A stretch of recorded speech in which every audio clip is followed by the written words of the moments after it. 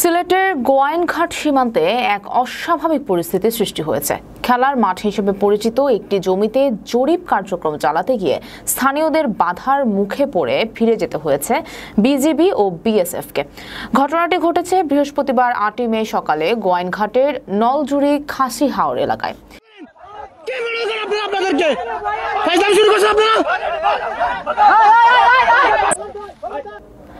ভারতীয় সীমান্তরক্ষী বাহিনী বিএসএফ দাবি করে ছিটমহল বিনিময়ের পর জায়গাটি ভারতের অন্তর্ভুক্ত হয়েছে, কিন্তু স্থানীয়দের মতে এটি বহু বছর ধরে খেলার মাঠ হিসেবে ব্যবহার হয়ে আসছে। 1279 পিলারটা কত দূর তারা যে দাবি করছে, এর থেকেও আমাদের মেইন পিলারটা অনেক ভিতরে, সম্পূর্ণ আমাদের বাংলাদেশের জায়গাটা তারা দাবি করছে।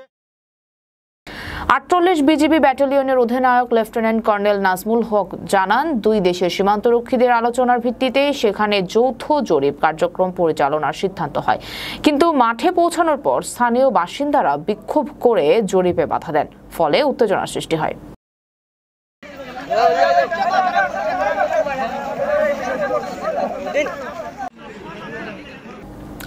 পরিস্থিতি আরো জটিল হওয়ার আগেই উভয় দেশের জরিপ দল জমি পরিমাপ না করে স্থান ত্যাগ করেন। বিশেষজ্ঞরা বলছেন, সীমান্ত এলাকার যে কোনো স্পর্শকাতর ইস্যুতে আগে স্থানীয়দের মতামত ও সহযোগিতা নেওয়া অত্যন্ত জরুরি।